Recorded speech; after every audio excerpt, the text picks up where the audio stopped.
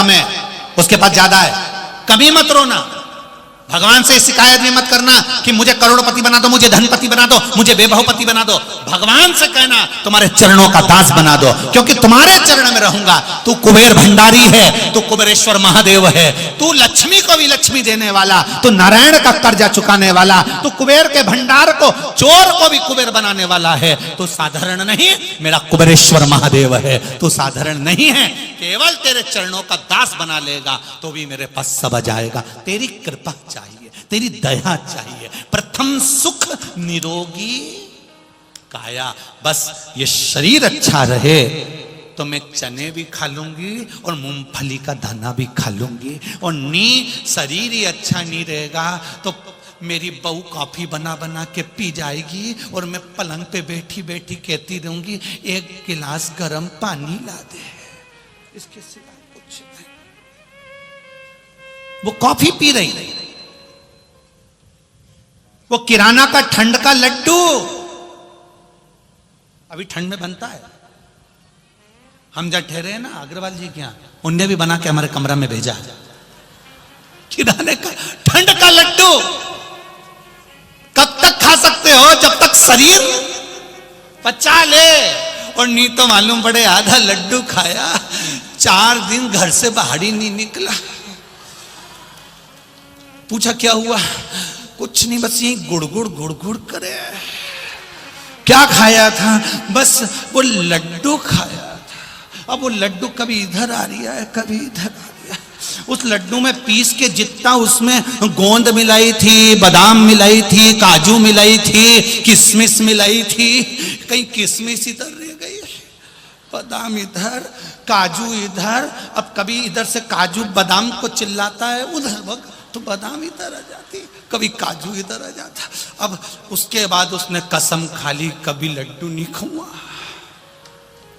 शरीर अच्छा है, खूब एंजॉय करिए, अपनी जिंदगी को खुश होकर जियो, खूब अच्छा खाओ, खूब अच्छे रहो, खूब खुशियों से रहो।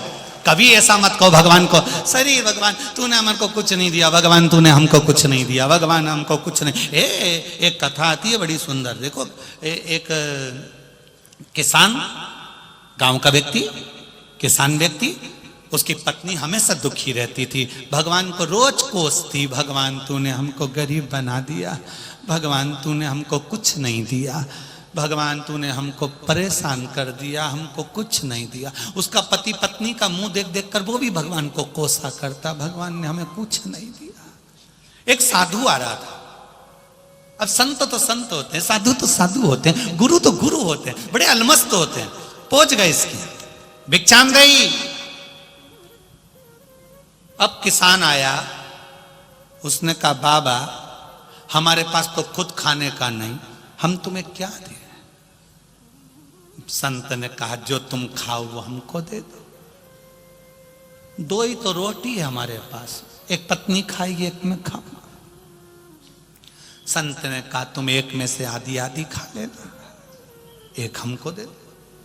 बाबा फालतू की बात है, हम भगवान को नहीं मानते, तुम तो जाओ, हमारे पास में कुछ नहीं। संत ने कहा ऐसा मत बोल, तेरे पास में कुछ नहीं तो क्या है, आके अंदर देख लो। इसको गुस्सा आ गया, आओ अंदर आके देख लो हमारे पास में क्या है। देखो परमार्थ से बड़ी दौलत कुछ नहीं होती। भूखे को भोजन कराना, प्यासे को पानी पिलाना, किसी जरूरतमंद को जरूरत की सामग्री देना, इससे बढ़कर कोई पुण्य नहीं है। हमें नहीं चाहिए पुण्य बाबा, हमारे पास कुछ भी नहीं है। संत ने कहा तुम्हारे सामने ये गाय खड़ी तो है, ये गाय खड़ी तुम्हारे सामने, तो इस गौ माता का क्या करूं? वो कुछ मत करो, गाय को दूसरी रस्सी से बांध दो। इसकी जो रस्सी है ना, चेन, वो अच्छी है, उसको ले जाकर बेच दो।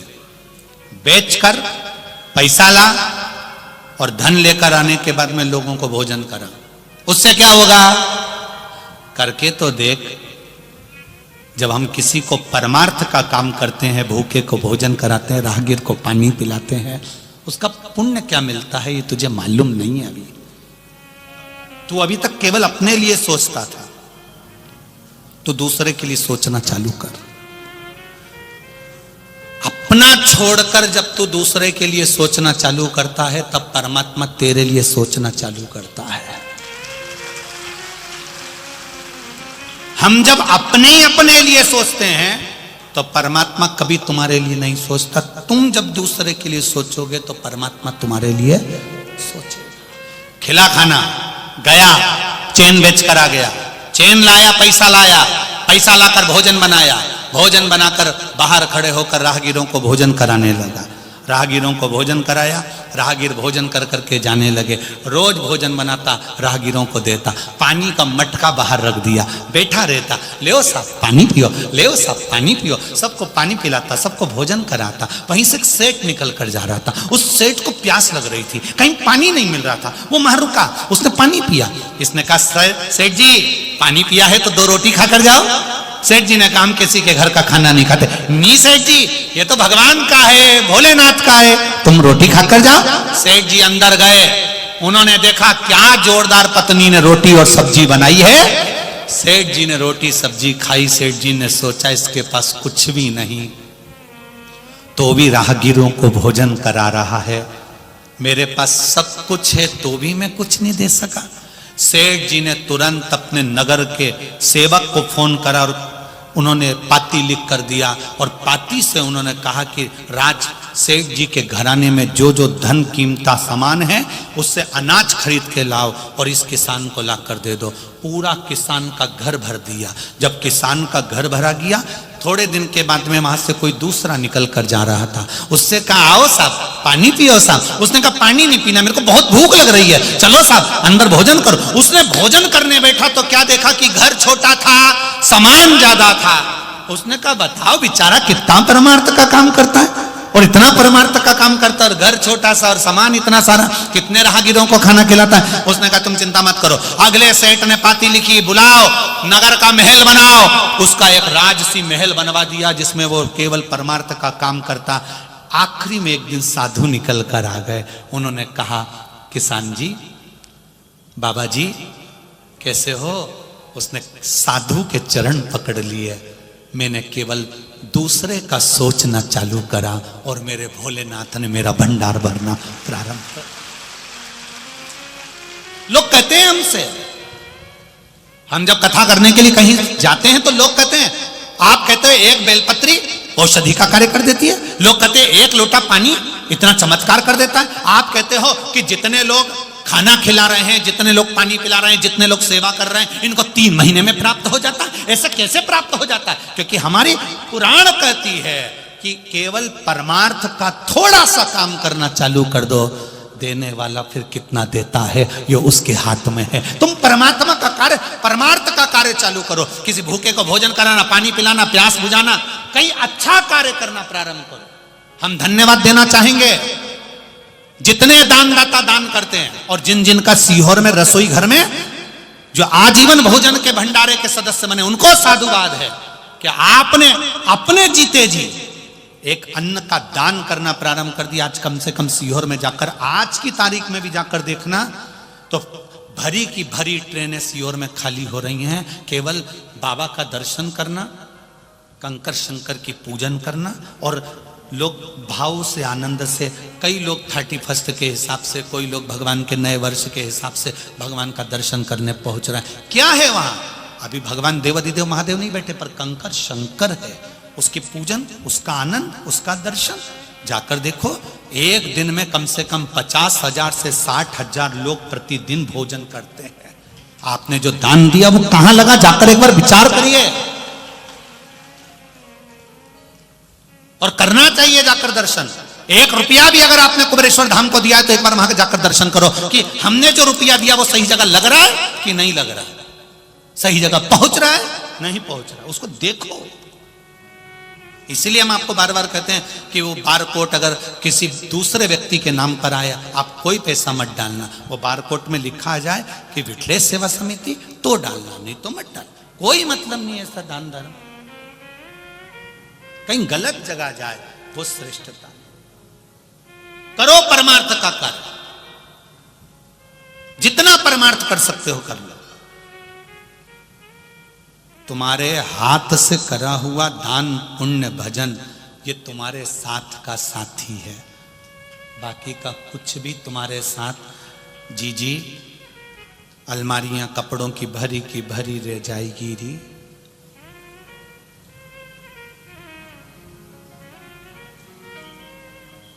मालेगांव में अपना बना हुआ बंगला तो रह ही जाएगा,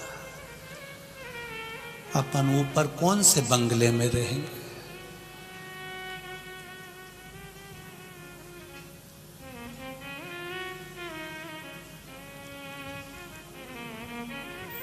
क्या जाएगा? जो गए वो क्या लेकर गए? ये सियोर वाला महाराज भी चले जाएगा, तुम भी चले जाओगे, क्या लेकर जाओगे? सब यहीं। कम से कम एक लोटा जल जब लोग महादेव को चढ़ाएंगे और श्री शिवाय नमस्तुभ्यम कहेंगे, तब उसका थोड़ा सा पुण्य तो आपके भी खाते में जाएगा और हमारे भी खाते में जाएगा। पुण्य कर चलो। ये लोगों ने स्वयं सेवक समिति सेवा में लगी हुई है। माहेश्वरी समाज, अग्रवाल समाज, ब्राह्मण समाज, नाई समाज, कहीं कोई समाज, कहीं धोबी समाज, कहीं चर्मकार समाज, कहीं वाल्मीकि समाज। और कितना साधुवाद दूं आप लोगों को। मालेगांव की जो बहुएं अपने घर में 10-10 नौकर लगे हुए हैं, वो मालेगांव की बहुएं शाम के समय रात्रि में आकर यहाँ की पन्नी, बोतल, झूठे सामान उठा उठा कर अपने पल्लू में इकट्ठा कर डस्टबिन में डाल रही हैं। ऐसी बहुओं को नमन करता हूं। नवयुवक बेटे, नवयुवक लड़के जिनकी शर्ट और जीन्स की क्रीज खराब हो जाए, वो कहीं दूसरी जगह ना जाए, ऐसे नवयुवक लड़के, नवयुवक बेटे गाड़ी पर अपनी धर्मपत्नी को साथ लेकर यहां आकर रात के समय पर सेवा कर कर जाते हैं। दिन में अगर दुकान संभालते हैं तो रात में सेवा करते हैं।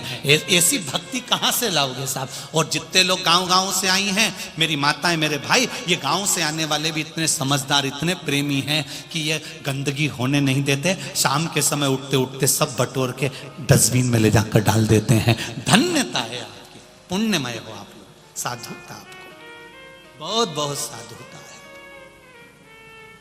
मैं क्या गुणगान करूं, क्या गुणगान करूं?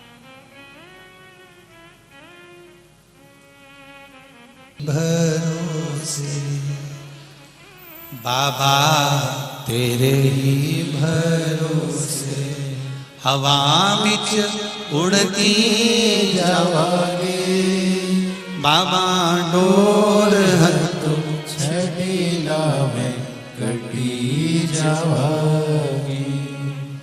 भगवान जब कृपा करता है, रिश्ते और फरिश्ते, क्या क्या चीज? जम के बोलो, जम के जरा। रिश्ते और फरिश्ते, इन दोनों में अंतर होता है। रिश्ते केवल सुख के साथ चलते हैं। थोड़ा सा दुख आ जाएगा, सारे रिश्ते अपने आप खत्म हो जाएंगे। होंगे कि नहीं होंगे? थोड़ी सी तकलीफ आई और तुमने कहा साहब ये सामान मुझे दे दो, रिश्ते खत्म, रिश्ते समाप्त। रिश्ते तुम्हारे धन के साथ चलते हैं, रिश्ते तुम्हारे सुख के साथ चलते हैं, रिश्ते तुम्हारी संपदा के साथ चलते हैं, रिश्ते तुम्हारे राज सिंहासन के साथ चलते हैं, वैभव के साथ चलते हैं, प्रतिष्ठा के साथ चलते हैं। रिश्ते केवल सुख में साथ देते हैं और जो फरिश्ते होते हैं वो दुख में हमेशा साथ देते हैं। वो तुम्हें अकेला नहीं छोड़ते, दुख की घड़ी में भी तुम्हारा साथ देने के लिए तैयार है। दुख की घड़ी पर एक काम जरूर करना कि जब बहुत बहुत मात्रा में पाप बढ़ने लगे, तुम्हें लगे कि मैंने झूठ बहुत बोल लिया, ये मोबाइल जब से आया है मैं झूठ बहुत बोलता हूँ, कपट कर देता हूँ, दुकान पर बैठता हूँ, एक की चीज दो में, दो की चीज चार में करता रहता हूं अपने परिवार को चलाने के लिए। मैं कपट भी करता हूं, मैं बेईमानी भी करता हूं, मैं झूठ भी बोलता हूं। पाप बहुत सारा चढ़ गया है ना। इस पाप को या तो माता पिता के चरणों में या गुरु के चरणों में या शिव के चरणों में या शिव महापुराण की कथा में इस पाप को सिर झुकाकर, यहां जो पाप रखा है सिर नवाकर उस पाप को यहीं छोड़कर चले जाया करो। उस पाप को न मारो। किसान लोग क्या करते हैं? गेहूं, सोयाबीन, चना,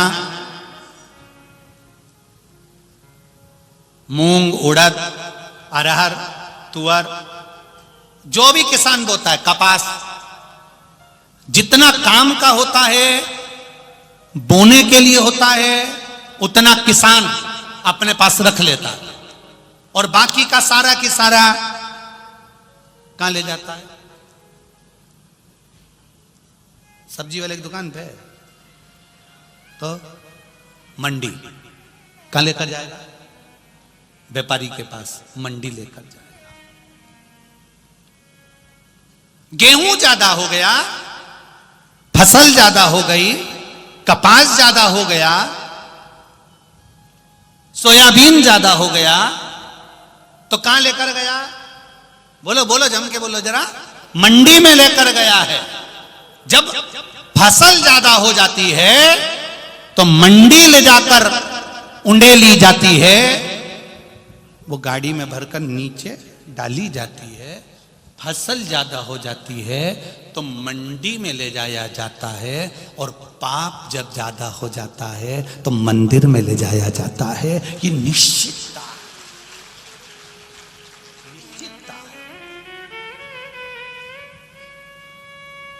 फसल ज्यादा हो गई, गेहूं बढ़ गया, सोयाबीन बढ़ गया, कपास ज्यादा हो गया, भरो गाड़ी में और मंडी में ले जाकर छोड़ दो। घर में तो नहीं रख सकते ना इतना सारा कपास, इतनी सारी सोयाबीन, इतना सारा गेहूं, इतनी सारा धान। उसको गाड़ी में भरा और ले जाकर मंडी में छोड़ दिया। जब हमारा पाप हमारे ऊपर बढ़ने लगे, बहुत बहुत बढ़ने लगे। क्यों कहते हैं हम कि मंदिर जाओ? हम रोज कहते हैं एक लोटा जल चढ़ाओ, हम रोज कहते हैं बेलपत्री चढ़ाओ, हम रोज कहते हैं शंकर जी को एक चावल का दाना चढ़ाओ, हम रोज कहते हैं फूल की पंखड़ी चढ़ाओ। ये भी नहीं बने तो शिखर का दर्शन करिए, ये भी नहीं बने तो मंदिर में झाड़ू पोछा करिए। हम ये तक कहते हैं कि ये भी ना बने तो मंदिर में मुस्कुराकर सामने से निकल जाओ। बोलते कि नहीं बोलते? जाओ, उसके दरवाजे पर जाओ। सोयाबीन ज्यादा हो गया, चना ज्यादा हो गया, गेहूं ज्यादा हो गया, फसल ज्यादा हो गई तो मंडी ले जाया जाता है। इस शरीर पर पाप जब ज्यादा हो जाए तो इसको मंदिर ले जाया जाता है। मंदिर में ले जाकर जब हम इस पाप को झुकाएंगे सिर को, तो ये पाप वहां पर गिर जाएगा, और गिर जाएगा तो फिर हम भी जैसे खाली हो गए और पैसा लेकर आ गए, जब मंदिर में जाकर अपने शीश को झुकाएंगे तो थोड़ा सा पुण्य का धन हम भी लेकर अपने घर आ जाएंगे। वो पुण्य हमारा प्रबल हो जाएगा। झुकाओ शीश, भगवान के चरणों में झुकाइए, भगवान के चरणों में नमनता रखिए, प्रणाम करना सीखिए। घर के बच्चों को सिखा दो, घर की बहुओं को, बेटों को। वैसे तो आज के समय की जितनी बहुएं हैं, मैं बहुओं को नमन करूंगा। आज के समय की बहुओं को, पहले की बहुएं का हम वर्णन नहीं कर सकते, पर आज जो बहुएं आ रही हैं, अब धीरे धीरे धीरे धीरे उनको ये ज्ञात होते चले जा रहा है कि हमको परिवार में कैसे रहना है, हमको अपने बच्चों को कैसा संस्कार देना है। ये बहुओं को अब धीरे धीरे धीरे धीरे धीरे आने लगा। अब पहले की जैसा समय नहीं रहा। पहला जैसा समय नहीं रहा। अब बहुएं, हम कई मंदिरों में देखते हैं कि वहां पर बूढ़े लोग तो कम, बहुएं ज्यादा जाने लगी हैं शिव मंदिर में। अब यहां पर भी आप पूरा आंकड़ा लगा कर देखिए, सब जितनी भी मिलेगी न डोकरी होन थोड़ी कम मिलेगी, 90 वाली है। 90 की थोड़ी बहुत होंगी तो 90, 95, 85, तो ये थोड़ी कम होगी, पर जो युवान बहुएं हैं, माताएं हैं, वो अपने हिसाब से काम करने वाली सेवा में उनकी भक्ति बड़ी है, भक्ति बड़ी है।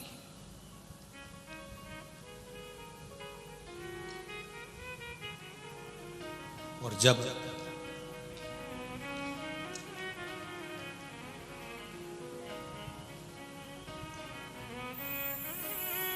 गाड़ी भरकर अनाज तुमने मंडी में दे दिया, तो इस पाप को भी मंदिर में दे दो। ये सिर पर चढ़ा हुआ। तुम्हारा धन कोई भी ले सकता है, तुम्हारे कपड़े कोई भी ले सकता है। यहां इतने सारे बैठे हैं, तुम अपना सामान निकाल के गाड़ी उतार कर दे दो तो इतने सारों में से कोई भी ले लेगा। तुम अपना सामान कुछ भी दे दो, कोई भी ले लेगा। फिर तुम्हारे शरीर में रोग है, बीमारी है, और तुम किसी को कह दो मेरी किडनी खराब हो गई है, मेरा रोग, मेरी बीमारी, मेरा पाप तू ले ले, है कहीं का। थोड़ी देर उसके साथ बैठोगे ना, पीछे से खसक जाओगे। तुम्हारा पाप कोई नहीं लेगा। गाड़ी ले लेंगे, बंगला ले लेंगे, घड़ी ले लेंगे, सोना ले लेंगे, चांदी ले लेंगे, हीरा ले लेंगे, पन्ना ले लेंगे, शरीर पर जो सामान पड़ा है वो तक ले लेंगे, पर याद रखना तुम्हारे पाप को कोई नहीं लेगा। तुम्हारा पाप तुमको ही काटना पड़ेगा। काटोगे कैसे? वो पाप कहां कट सकता है, वो पाप कहां जाकर समाप्त हो सकता है?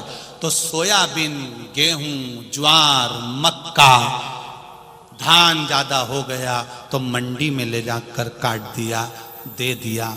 उसी तरह जब पाप ज्यादा बढ़ जाए तो मंदिर में एक लोटा लेकर जल पहुंच जाओ, धीरे धीरे कटना प्रारंभ हो जाएगा। कोई नहीं लेगा। पिता के पाप को बेटा नहीं लेता, पति के पाप को पत्नी नहीं लेती, भाई के पाप को भाई नहीं लेता। जिसको शरीर में बीमारी है उसको अकेले भोगना है। किसी को कैंसर हो गया, किसी को लीवर हो गया, किसी को किडनी हो गई, किसी को दुख कष्ट। अब अपना पाप जब बढ़ गया तो परमात्मा तक पहुंचो। एक माता ने कहा यार पत्र के अंदर 10 साल संतान नहीं हुई। देखिए,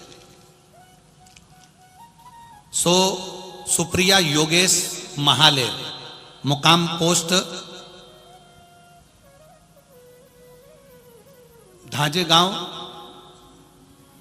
दोड़ाईचा, तहसील साकरी, जिला धूलिया। मोबाइल नंबर ये लिखा है। कहीं बैठी हो तो हाथ हिलाइएगा, अगर कहीं बैठी हो तो हाथ हिलाइए। सुप्रिया योगेश महाले, धूलिया, महाराष्ट्र जिला। इन्होंने लिखा है, गुरुजी हमारी शादी को 10 साल हो गए थे, हमें संतान नहीं हो रही थी। हम बहुत नाराज से हो गए क्योंकि डॉक्टर ने भी मना कर दिया। डॉक्टर को दिखाया, उन्होंने मना कर दिया कि संतान का सुख नहीं है। टेस्ट भी करवाया, उसका कोई फायदा नहीं हुआ। जब हमको लगा तो हमने कथा सुनना प्रारंभ कर दी टीवी पर। मेरी बेटी दोस्त को बताया तो उसने कहा टीवी पर कथा आती है, सुनो। हमने टीवी पर कथा सुनना प्रारंभ करी। सियोर वाला महाराज कथा करता है, हम कथा सुनते हैं। 15/8/2022 को हमने कथा सुनकर मोबाइल पर ही भगवान से बस प्रार्थना करी, बाबा कृपा करना। सियोर वाला महाराज जी, आप उस दिन कह रहे थे कि शिव के सामने सिर झुकाने से पाप नीचे गिर जाता है और पुण्य सिर में चिपक जाता है। हमने केवल मोबाइल पर कथा सुनते सुनते कह दिया, मेरे सारे पाप आप काट दो। इसमें एक लाइन उनने लिखी है, आप बोलते हो, भोला सब दुख काटो मारा। आप भी बोल लो, भोला सब दुख काटो मारा। केवल मोबाइल पर ये लाइन मैंने सीख ली और मैं बोलना चालू कर दी। 15/8/2022 को मैंने पहली बार कथा सुनी और तभी मैंने संकल्प ले लिया, मैं आंकड़े की जड़ कमर में बांधूंगी। बाबा से प्रार्थना किया।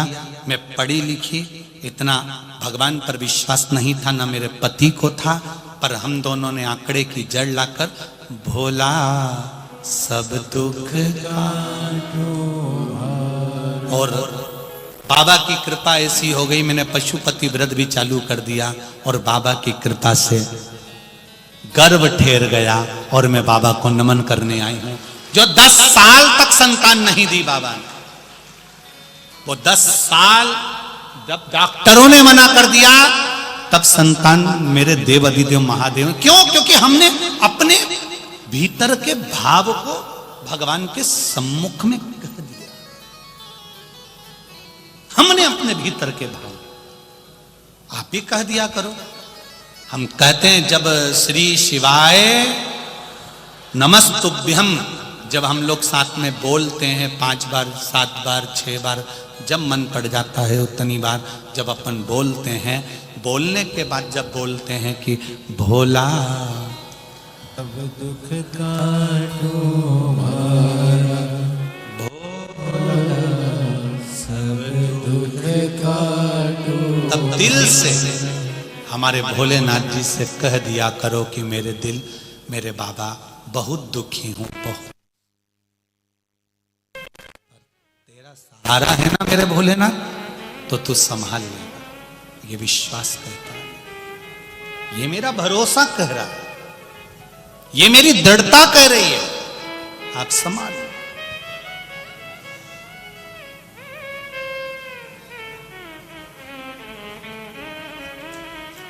ये मेरा विश्वास करता है, आप संभालो।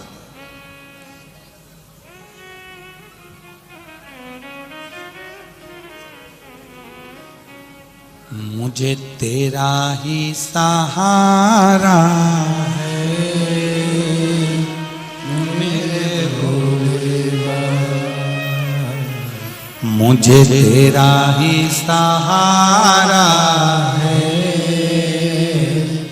मेरे भोले बाबा। कब से खड़े हैं झोली, याद है सभी को? एक लाइन पहले आप लोग गाएंगे।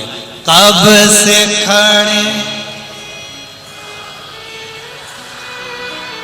क्यों ना सुने तू मेरी पुकार। कब से खड़े हैं झोली पसार, क्यों न सुने तुम मेरी पुकार। मुझे तेरा ही सहारा है, मेरे भोले बाबा, मुझे तेरा ही सहारा है, मेरे भोले बाबा।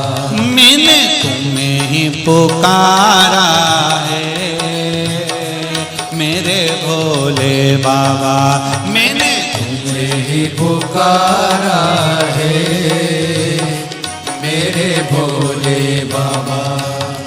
कब से खड़े हैं झोली पसार, क्यों न सुने तू मेरी पुकार। कब से खड़े हैं झोली पसार, क्यों न सुने तुम मेरी पुकार। ओ कब से खड़े हैं झोली पसार, क्यों न सुने तू मेरी पुकार। कब से खड़े हैं झोली पसार, क्यों न सुने तुम मेरी पुकार। मुझे तेरा ही सहारा है, मेरे भोले बाबा, मुझे तेरा ही सहारा है, मेरे भोले बाबा।